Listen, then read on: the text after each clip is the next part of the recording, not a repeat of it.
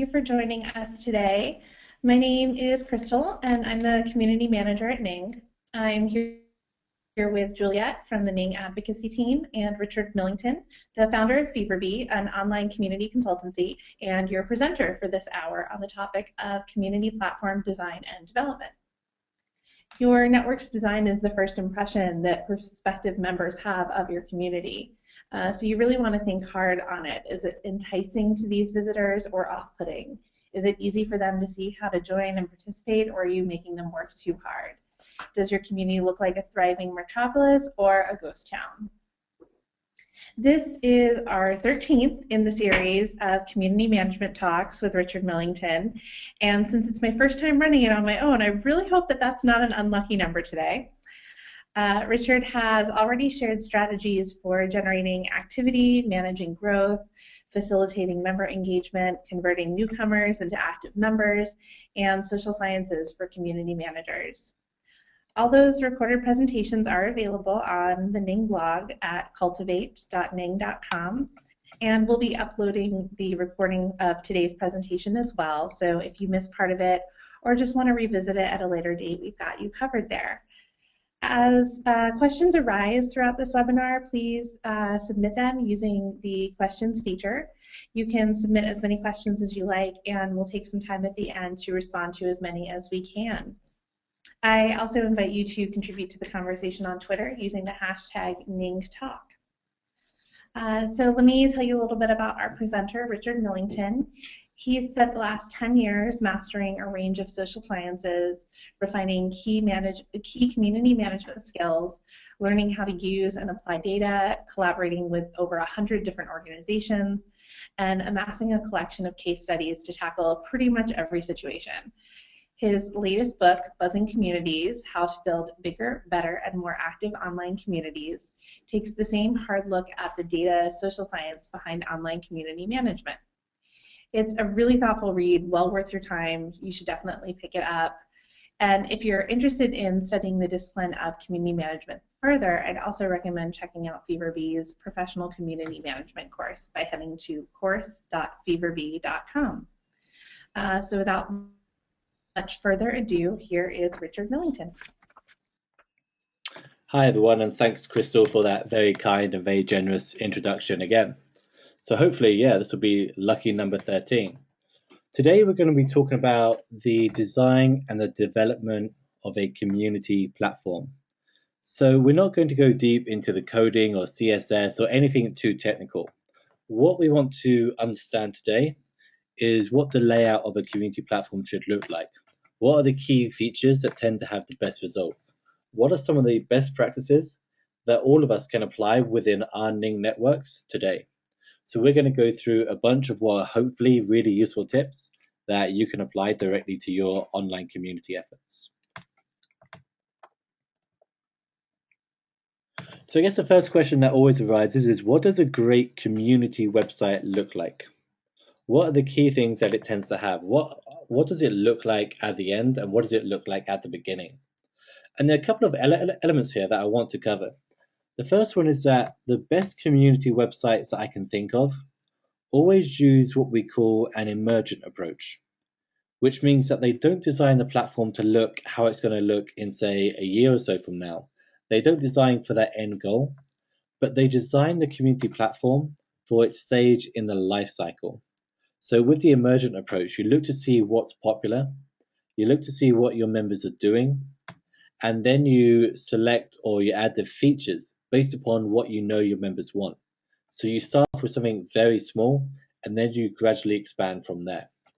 Pretty much all of the great community sites that I can think of have taken an emergent approach, and they added more features as there became a demand for those features. The second thing is that the great community websites always prioritize the activity over the content. They don't design content sites. They don't design sites where people just go to visit to consume information. No, what they do is that they develop community websites that give the biggest attention to the activity, give the biggest attention to the interactions that are taking place between members. The third thing that great community websites do really well is that they balance what we call the social density. So the social density is the number of people that are participating within any given area of that community. And great community websites do a terrific job of making sure that there's no area of the community that's either too active or doesn't have enough activity. And we'll talk about that in much more depth in a little bit later on. Finally, great community websites are terrific at converting a newcomer into a regular. They look at that conversion funnel. They look at where members are dropping out. And we did a whole webinar on this maybe 9 or 10 months ago, which maybe Crystal can share the link to. But we did a whole webinar and we looked at exactly where people drop out that funnel and what are the best practices that we can apply. So when people visit your community for the very first time, what do you want them to see? And when they click on the sign up link, what copy should be there? What information should be there? How can we optimize these sorts of things? What should that confirmation email look like? And you can look at the whole journey that members go through here and find out exactly where they're dropping out and put in place very specific interventions to improve that conversion funnel. For most of the organizations we work with, they would get far more value out of doing a better job of converting their visitors into regulars than they would do at attracting new visitors to the community in the first place. The fifth thing is having a terrific landing page. So by terrific, we're talking about a landing page that showcases what's new and what's popular, or who's new and who's popular. Not a landing page that we've already covered, focuses upon the content, but focuses upon the people that are participating in that community. They don't focus upon the topic, they focus upon the people. And when you make that platform about the people, you'll notice some incredible changes taking place. You'll notice that all of a sudden, the other people in your community care about who else is there. They start visiting more frequently because they want to see what's new. So there are certain features that community websites do tend to need, and these are what we generally think of as the core features. We haven't seen many communities, I mean, there are one or two exceptions here, but we really haven't seen that many communities succeed unless they have these four specific things. The first one is a discussion area or forum area, or simply a place where members can interact with one another. And this sounds like a really, really obvious thing, but actually it's something that a lot of platforms tend to overlook. They tend to put in place blogging or groups or lots of other features, except having a single designated simple place where members can interact with one another. And I think what we'll see in the future is that as community platforms continue to evolve and develop, what we'll see is that the typical or the traditional notion of a forum will change, but the underlying principles that members need a simple reverse chronological place where discussions can appear and people can respond will remain relatively the same. And there's some innovation that's taking place here, but at the moment, this is one of the most consistent and the most reliable predictors if you want to get people participating more in your community. You need to have a place where members can interact with one another. The second thing is a content page or a CMS area, a place where members can get new information about what's taking place in the community. If we go back to our webinar about content, again, must have been 7 months or so ago, what we learned was that the best content for a community is content about the community. Not about the topic, but it's interviews with the top members, it's updates on what members are doing. It's a place where members go to find out what their peer group is doing, not so much for new information about the topic. And content, why it shouldn't be the focus of a community, is still an important part of it. If you have fresh content on your community every day, then you have a reason for members to go back to your community every day to participate, to see what's new, and to get some sort of information. So using content, you can help build a much stronger sense of community because members will get to know who else is in that community, what they're achieving, and they'll begin to rank themselves against the other members, which is a very powerful psychological influence in getting people to participate more. People will start contributing more because they want to achieve that positive distinctiveness, that idea that they're unique for a good reason within their peers. The third thing is a very good landing page. Not a landing page that will send members to their profile page or anything like that, but a landing page that will show what is going on in the community. That landing page should be a snapshot of all the activity that's taking place in that community right now. The fourth thing is the contact page. So a contact page, I mean, some people I know, they tend to leave this off, but a contact page plays several key roles here. The first one is that obviously it allows people to contact you. So that might be your members that have some difficulties or some challenges or something like that. Second, it might be a place where potential partners, potential sponsors, or other organizations can contact you with great offers. And thirdly, it's a good place for potential members to ask questions before they need or before they register. If they have any concerns, you can help them out beforehand. And one of the things we've seen with a content page is that it's usually good to put your email address in there and maybe your phone number as well. Because when you put your phone number in there, what you're essentially saying is that this community is a place where you have real trust with your members, and it's a place where members can genuinely phone you up and get direct help if they ever need it. In addition to this, we have a lot of features that we might consider optional, and we might go into this in greater depth later on. The first one is blogging. I know a lot of Ning sites especially love to allow every member to create blogs and to publish their own blogs. And on the surface, this sounds like a very good idea. But in practice, there aren't that many communities that have a lot of members that are regularly blogging. There are a few, but generally, when you have a blogging feature, it's like any other feature that isn't used very often.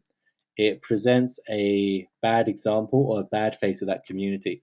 It decreases that social density. It's something that we genuinely don't want to be happening in our communities that often. So if the blogging feature isn't getting a lot of use, we generally turn it off. And usually what we do is that we only allow certain members to blog, members that have a good history of credible posts within that community. So then it becomes something that members value, something that gives them greater levels of recognition. And it becomes a very useful thing to the audience that you're trying to reach. It becomes a very motivating thing. So only the top members, the top experts are allowed to have a blog. Next is the groups feature. And I know Ning network creators, possibly more than any other users of any other platform, love creating groups, lots and lots and lots of groups. But the truth is, most of these groups aren't that active at all. And what they do is that they decrease the level of social density. And groups are useful, but only when your community has a big enough scale or is at a big enough size or has enough activity to actually support the development of a new group. And you should be launching a group just one at a time. So you launch a group and then you spend a lot of time promoting that specific group, because what happens is that people begin to feel like they are allowed to join that group, and you can get that group to that critical mass stage, and then you can work on the next one. When you allow all your members to create groups, you're going to have a failure rate of around 95 to about 99%. That'd be my prediction. So it's useful for larger communities, but when you're just getting off the ground, this is probably something that you don't need. The third thing is document sharing. Document sharing is useful only for internal collaboration and possibly for one or two communities of practice. But generally today, if you need to add a document, there are easy ways of doing it and of hosting it and getting it up there. The next one is gamification. Gamification is a incredibly hot topic, and it has been for a couple of years now. But the challenge with gamification is that when you look outside what the vendors are doing, when you look outside what the people paid to consult about gamification are doing, that the independent data, the data that's studied by the academics and is peer reviewed to ensure they use a valid methodology, what you find is that that data shows that gamification doesn't really help that much. In fact, gamification can do more harm than good. And if you add gamification, what you'll typically find is that you'll instantly get more people participating, but that declines at a really rapid rate. And the danger is that you change people that are intrinsically motivated to be extrinsically motivated. So people that would be doing a task or doing activity because they enjoy doing that activity are now doing it for a reward. And the issue is that those rewards usually aren't very sustainable. So gamification can help communities, but it can also hurt communities. and we'd be very wary about adding gamification to any of our clients' communities right now. And the last one is multimedia options. So by multimedia options, we're talking about photos, video sharing, and all these things. Again, in some communities, this can be a really useful tool. It can help breed a much stronger sense of community. So if you have members that are regularly meeting up, or if the topic is naturally aligned to photo sharing, so for example, fashion, then having a photo area might make sense. But to be honest, for most communities, again, this is a feature that you don't need. What you want to be doing is driving members to the most valuable, the most important features that are going to get the best results in the short term. So the emergent approach, as we discussed, is an approach where you begin with the most basic possible features that you need, perhaps just a forum or a discussion board, and then as the community grows and develops, you add more features to do that. If you see that a lot of members are talking about, say, a certain type of car, then you can add a place specifically for that. So this is what a lot of people would describe as a bottom-up way of building a community. So the traditional way is to build it top down, is to try and guess what your members want and what they like, and then put that in the community and see what happens. The far better approach is to launch that community with something very, very simple, see what members are doing, see what they're using, see what they're sharing, and then add features to cater specifically to that. So when you add that new feature, you know instantly that it's going to be a success because your members are already doing it. What you don't want is a situation like this community called Dig My Drive have, where they launched a community, and if you look at this community, it doesn't look like it's very active. And in fact, the community looks completely dead. They have so many categories, so many areas of the community that simply aren't getting any activity at all. And even the one category here that does actually have some activity, the aftermarket customizing, what you see here is that they also have lots of sub-forums specifically of this. So this is crazy. What they should have done is just launch with a aftermarket customizing field and then got some activity there and then see if there was enough activity to splinter off into separate groups, into separate categories. They could have taken an emergent bottom-up approach here, see what worked, and then built the community around that. Instead, they tried to design it top-down, and that never works. A better example, and I think we touched upon this a couple of months ago, is the East Dulwich Forum.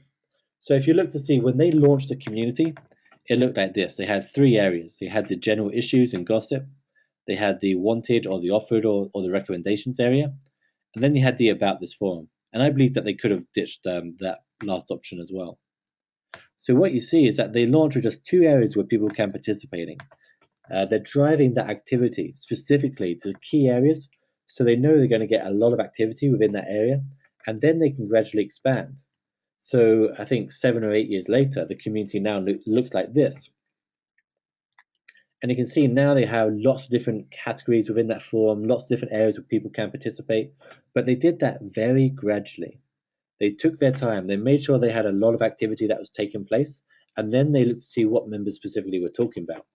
When they noticed that members were buying and selling things, when they noticed that there was a lot of interest in the residential property, when they noticed that that family room discussion was popular, they created new places within the community just for that.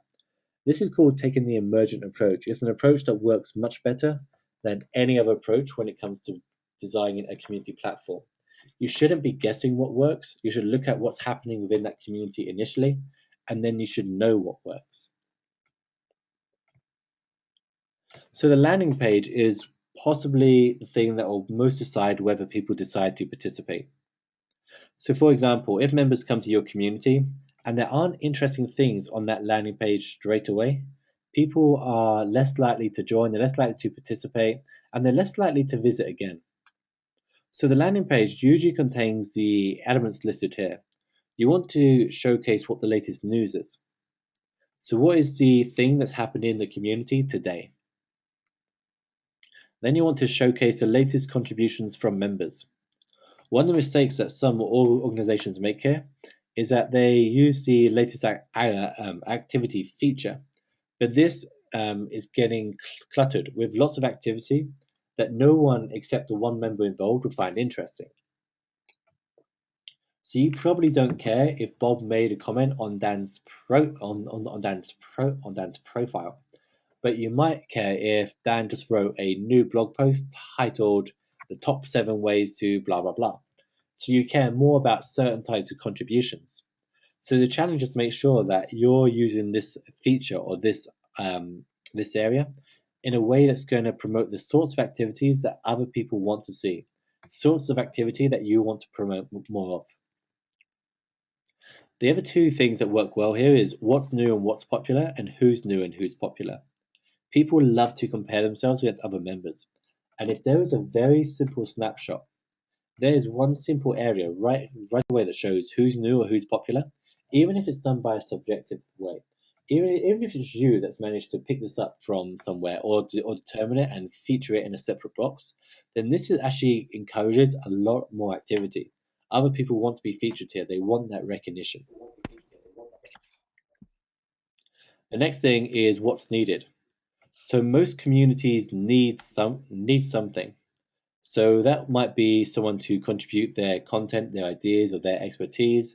That might be someone that's going to moderate the community. There'll usually be something here. And if you can describe on that landing page of the community what you need from members to do right now, what you should find is that far more members begin doing this.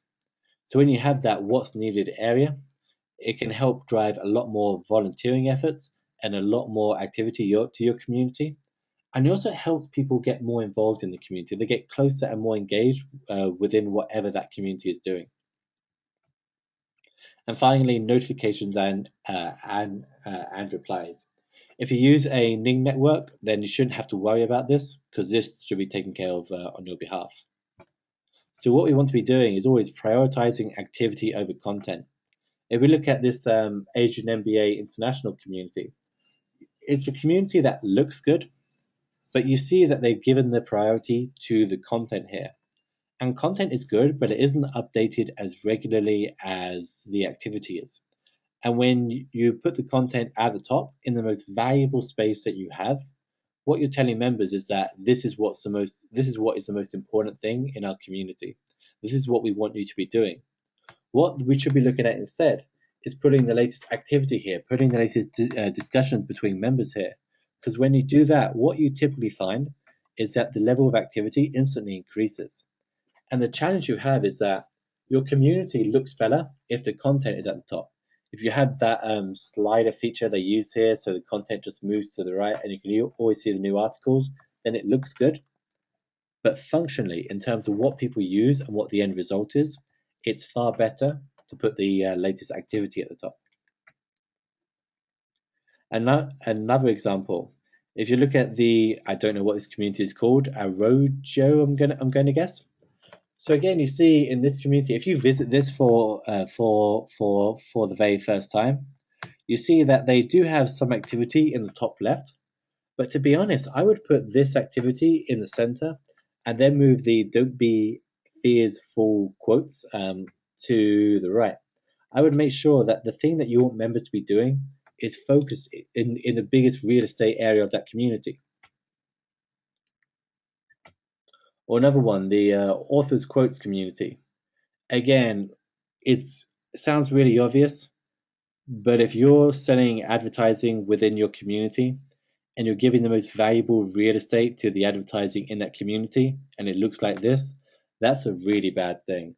This advertising is pushing all the important things way down the page, below the fold. So every community website has what we call a fold, which is a term taken from the newspapers, the really big broadsheet newspapers. So generally, any story that was below the fold wasn't going to be read anywhere near as much as a story above the fold in the newspaper. And the same is true for websites.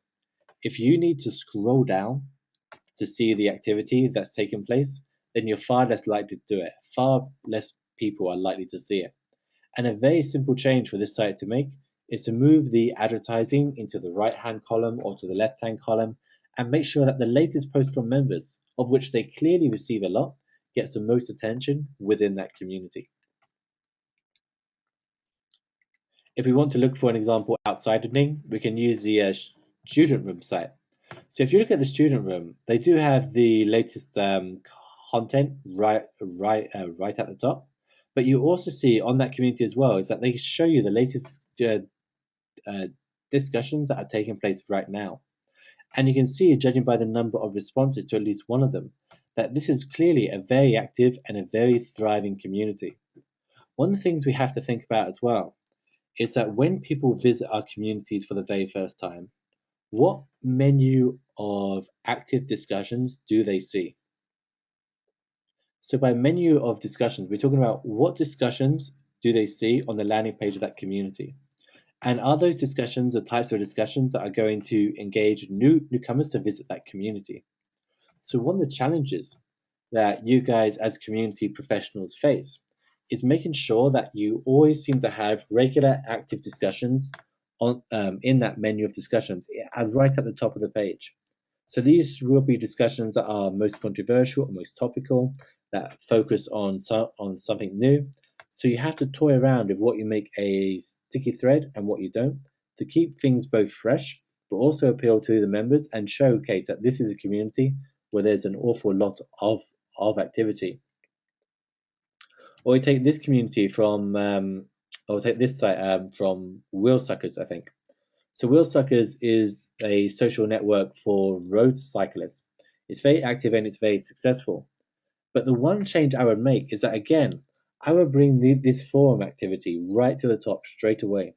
And I think if they did this, they would instantly find that there were far more people participating. We've done maybe 4 or 5 before and after tests of this, and we've always found that putting the forum right at the top instantly increases the amount of activity that we receive and instantly increases the number of the number of visits per month that community receives per average member. That's a mouthful to say. An Audio Sprout is another good example of a community that's designed quite well, but the only thing I would change is to move that latest activity right up to the top again. And once you know what to look for, it becomes relatively easy to look at the different online communities that are out there, especially those that are designed by Ning, and realize there are some very simple changes that you can make to almost any community to increase the newcomer to regular conversion funnel to get more people actively participating. But by far the easiest one is just to give the priority, the biggest real estate space within your community, to the area that is most important. And if that is members interacting with one another, then making sure that that's right at the top and center. Another one, the BHCC resident community. So I think I picked this one off Twitter this morning, I believe. But you see here that they're sharing photos. They have the house rules and the welcome. I would flip this. I would put the activity in the big box on the left, and then have a very simple welcome option on the right, and move photos into a separate column on the right. It becomes a very easy way of showcasing the activity in the community and getting people participating. And one of the reasons why we focus so much upon this is that if someone makes a contribution to your community, if they make a forum post, and then someone responds to that, they receive a notification. And as a result of that notification, they're more likely to visit and make another post, and then get another notification and make another post. And when you multiply that over the number of times that it's done, over the number of people that could be participating, you find that people quickly get into the habit of participating or visiting that community, even if they don't receive a notification, because they begin to visit to see what's new instead of who's responded to my post. And that power of what's new is the power that gets people visiting the community every day instead of every week. Another example that I absolutely love to use because we had them as a former client a couple of years ago is the Rock and Roll Tribe. So this is a Ning 2.0 site, I believe. And again, they had initially this big graphic that you can't quite see on the right, which is a getting started area that was in the place where the tribe forum is.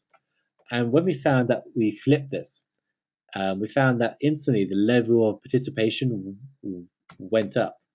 So again, this community isn't going to be as attractive visually as it could be, but the extra activity that you get more than makes up for it.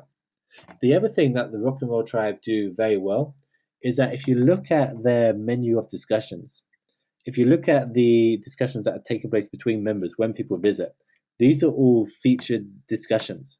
So they're hand-picking discussions that are going to appeal to people to participate. And there are more discussions lower down that you can see, but the ones that appear right at the top are those that are being selected because they think people are most likely to be engaged in these sorts of discussions. And it balances the open discussions with the closed discussions, and it's a very good way of going about driving extra activity. Another example is the Barista Exchange site. Again, we use this a lot because if you're not registered, if you're not a member of this site, what we're going to see is that you see a lot of activity that's taking place before you join. You can quickly decide if this is the right site for you.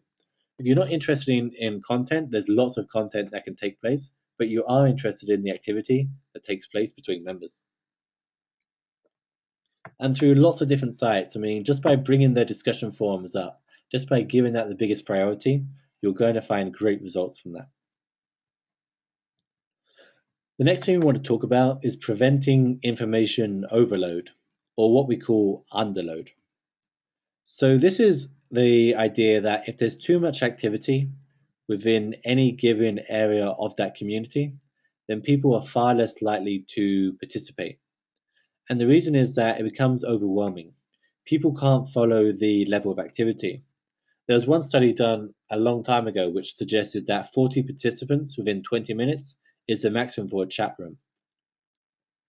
And after that, the quality of discussions and the number of people participating begins to dramatically decline. So what you have to be aware of is whether people are participating so much that it becomes difficult for other members to follow what's going on. Is there a narrative here that members can follow to some extent, and still feel that they've kept informed with the community? So this is where a discussion about social density comes into place. So social density is the number of people participating within any given area of the site. So a community with low social density has less activity. So it looks like a community that's very empty, or where some activity is spread amongst too many areas of that community. And what this does is that it showcases to other members that this looks like a very empty and a very dead community.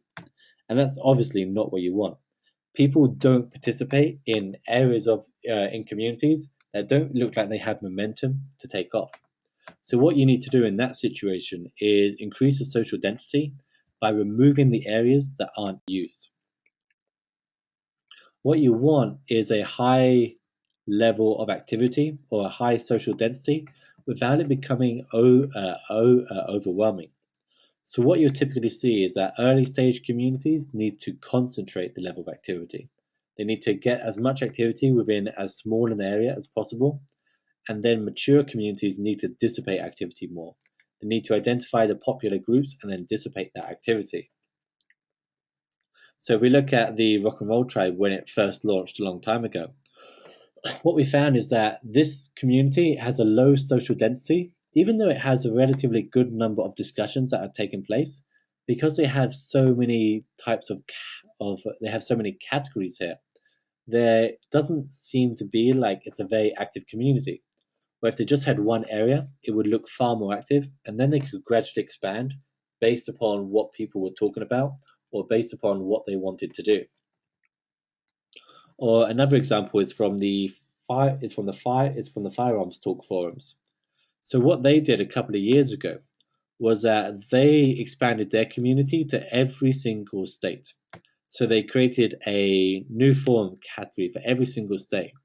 Wherever that state used a lot of guns or wherever they hated guns, they were all treated the same. And the challenge with this is that now you have a lot of forums that are very difficult to get going and very difficult to keep going. And you've suddenly spread your level of activity far too thinly amongst that community group. So what we want to be doing here is removing or combining the quiet or the inactive categories within that community or the areas and the features, dissipating activity when it becomes too concentrated. So that means you have to identify different friendship groups, different popular topics that come up again and again, and create a new group or a new place for that. Look to see what forum discussions are the most popular, and whether there's someone within that that might want to be responsible for growing a group based upon that within the community. You also need to be promoting each of these groups and have people responsible for them. And if you want a free bonus here, rank your categories or rank your groups by their popularity. Don't rank them alphabetically, rank them by their popularity. The most popular stuff in your community on any page or in any area should always be right at the top. What I also wanted to go into more depth is some of the useful community elements here.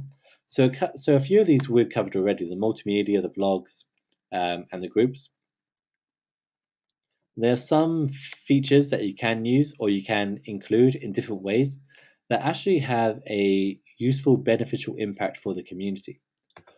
One of them is to turn your About page into a community history, not just a really boring history, but talk about everything that the community has done.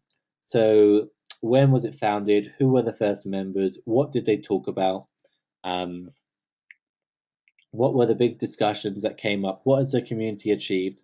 There's a lot of things that you can do here to make people feel a greater sense of community, to get them to see the history of the community and see where they fit into it. So it should be more of a narrative than is just an about page.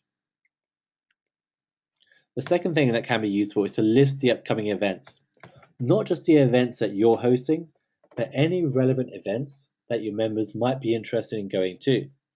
Now, the power of events is that members can be aware of them and be more likely to attend them, but they can also talk about them as well. They can see who else attended that event, and then they can have lots of discussions based upon that. Members can meet each other in person at these events and arrange to travel together or whatever they do at these events. There's lots of opportunity here in listing the upcoming events. The next thing is to have a FAQ. Most community FAQs are really, really dull. And they're really dull because they focus on the technical issues that most members either don't have or don't care about. The best FAQ are those that feature the discussions that come up the most. So the best FAQ are the discussions where members can see what the most newbie-related topics are. So if you have the same new members that are asking, new members that are asking the same questions again and again, then you can ask questions about this. You can feature that in your FAQ.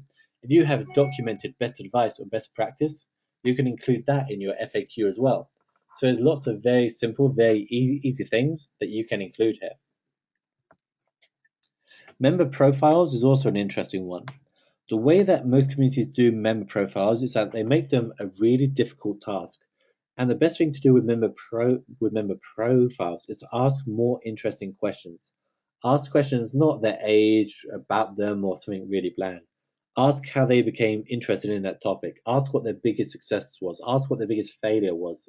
Ask questions that are really interesting for other members to read, but also questions that allow your audience to create what we call their ideal social identity, their ideal online identity.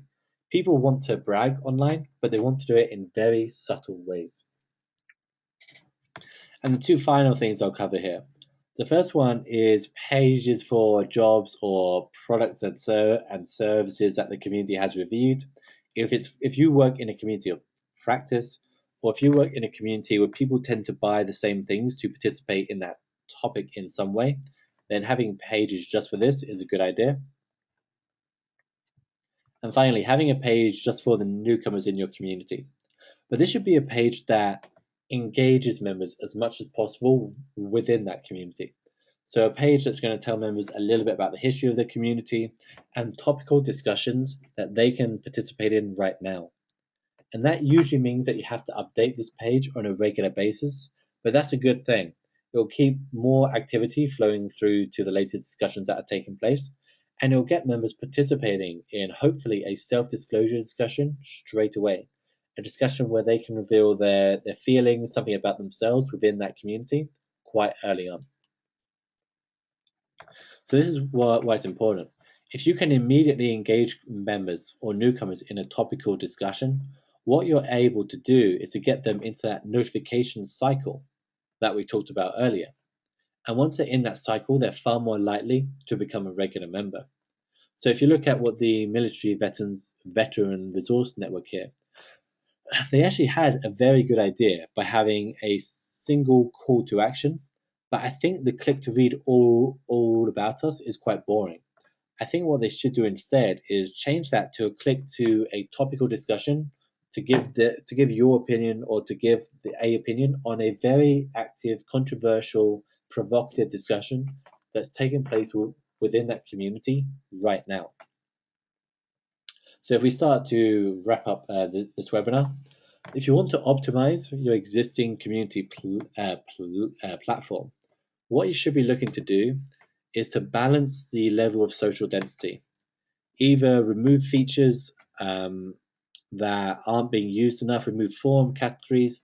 And I mean, we take this to extremes in some of our clients. If we say initiate a discussion that doesn't get a big response, then we'll often remove that discussion so the community still appears very active, but we only do that to our own. We give greater attention to the interactions between members.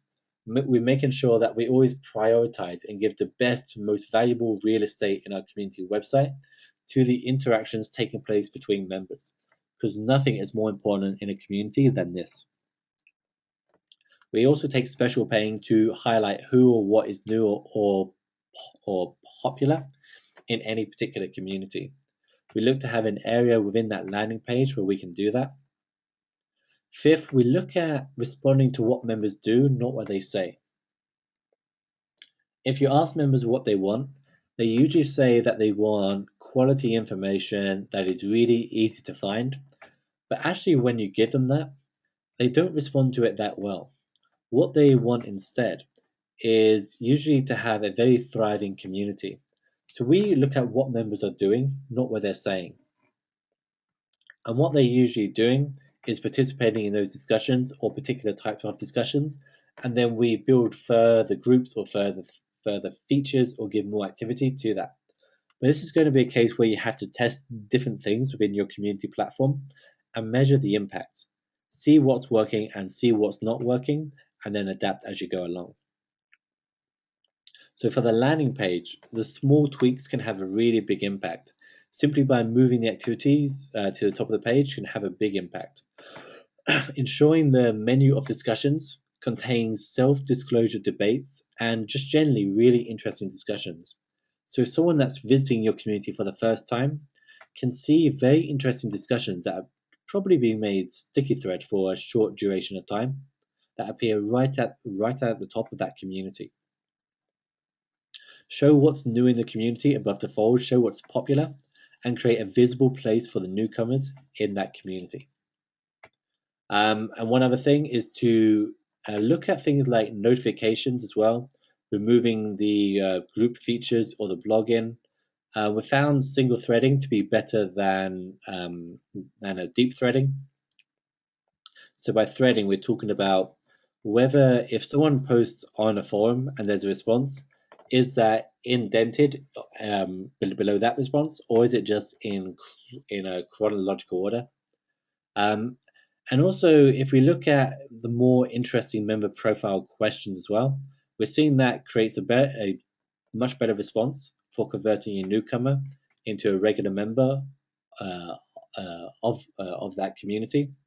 I'm not going to spend that much time on social density because I'm aware that some people might want to ask some questions here and we're running out of time.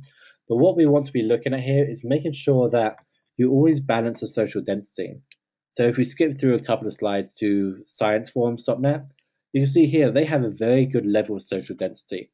When they look at the categories that are most popular, they create subforums for different ones so everyone can find out exactly what they're interested in without having to be overwhelmed by information. Everyone can build up friends or a group of familiar names within, say, the astronomy and cosmology forum, compared to, say, just having a general physics forum. So you want to make sure that your social density doesn't get too high in the case that it's overwhelming, or too low. So we've gone through this already. I'm sorry, I think this is a duplicate slide. But remove the areas of the community that aren't used, dissipate activity when it becomes too great, and promote the groups that you have and position activity as the focal point of your community website. I apologize for that duplicate slide. If you haven't downloaded half my book for free, you still can at www.feedme.com/ning.html. And I think we finished in enough time for questions. So Jason asks, are there any differences in the approach for a paid membership site versus a free membership site? So if you're having a paid membership site, so we're doing this with a community called Community Geek. So a community for people that are interested in the science behind communities. And we're linking the paid element of this to the exclusive nature of this. So we're not just allowing anyone to join.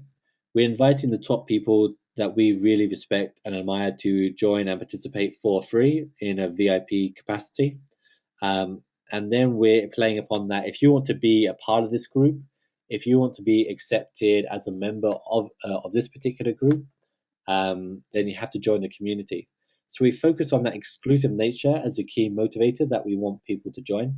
So we actually hide, especially in the case of a paid community, we actually hide a lot of the activity, and then we look at making sure that on the registration page, we mention some of the best discussions that members have had. We mention some of the resources that are on the site, and we also mention anything else, like some of the key people that are in that community as well. So for a paid membership site, we love promoting the people that are in the community, because that's a great tool for us. So that's a great advertising tool for us to get people to join. For a free membership site, then we try to make sure that everything is open and people can browse around and find something that they're interested in before they want to join. So we had a few questions earlier that I think would be good to cover. I was just wondering if you could expand a little bit more on self-disclosure debates. You pointed that out as a really good kind of activity to point users to. So if you could expand a little bit more on that and give some examples of really good prompts for self-disclosure debates.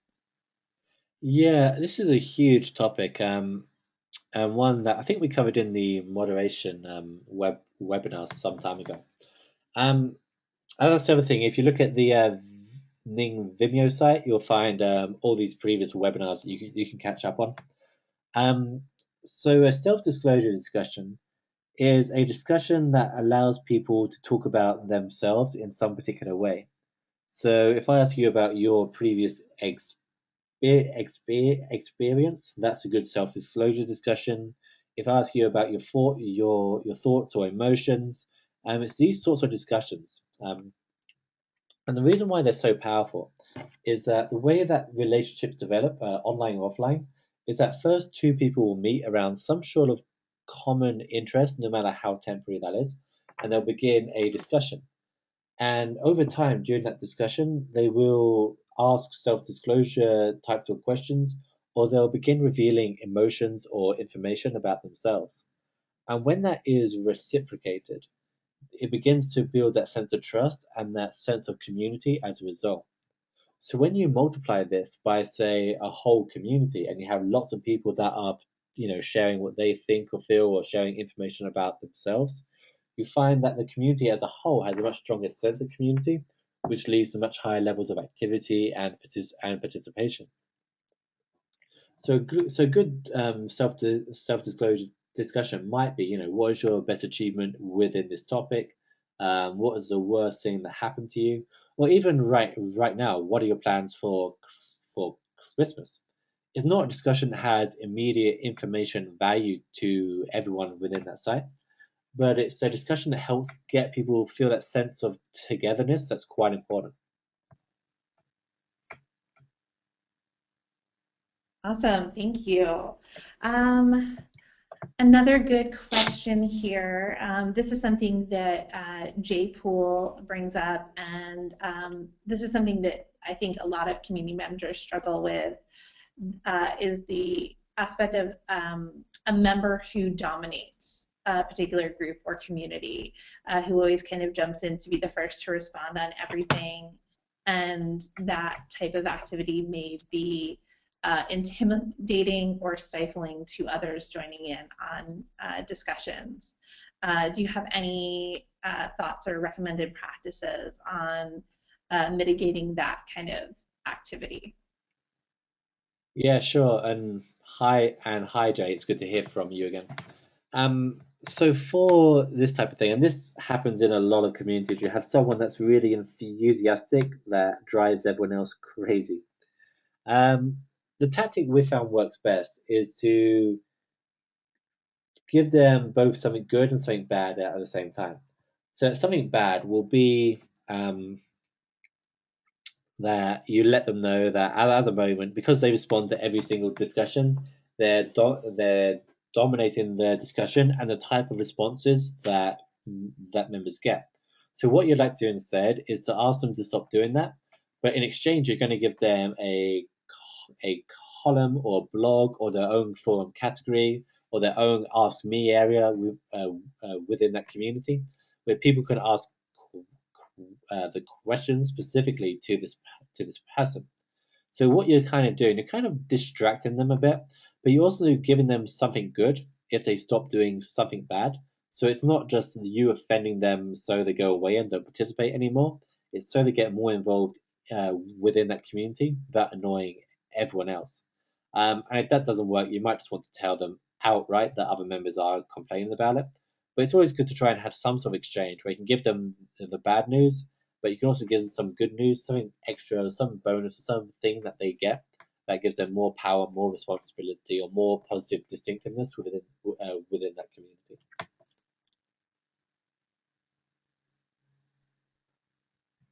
Fantastic. Jay says that sounds like a great solution, and it gives them kudos as well, which is a wonderful solution for those kind of sticky situations. I think as a last question, this might be a good takeaway. If you, Richard, had to pick the three most important or most actionable things to test on your website or on your community to encourage more community, what are the three individual things that you would test?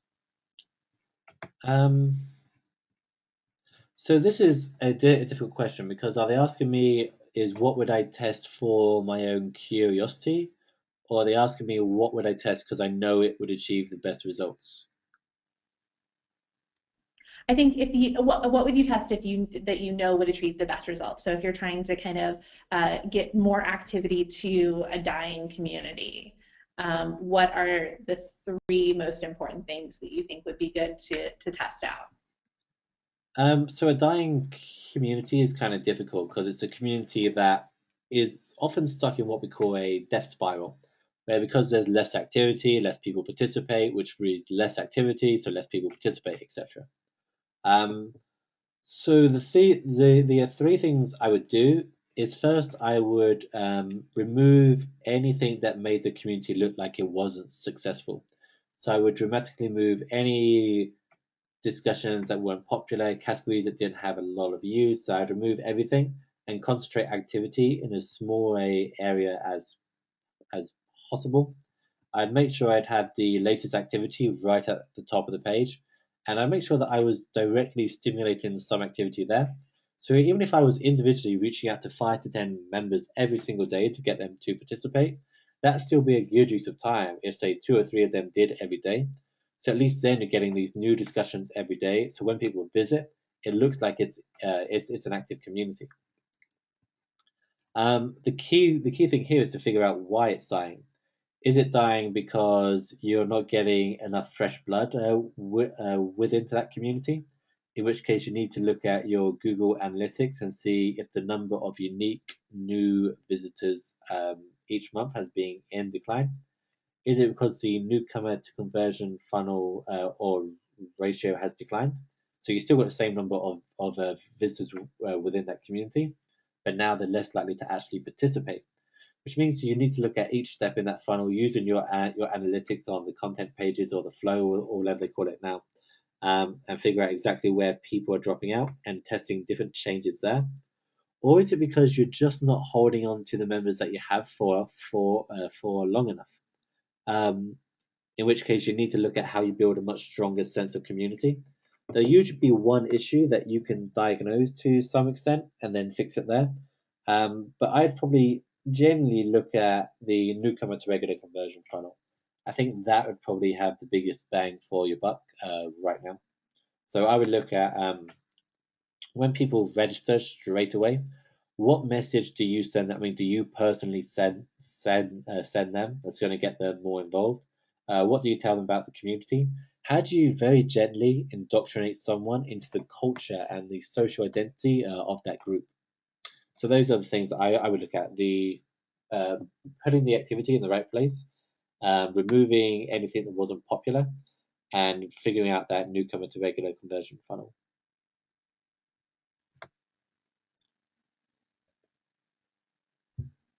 Awesome. Well, I think that was a great question and some great tips to end on there.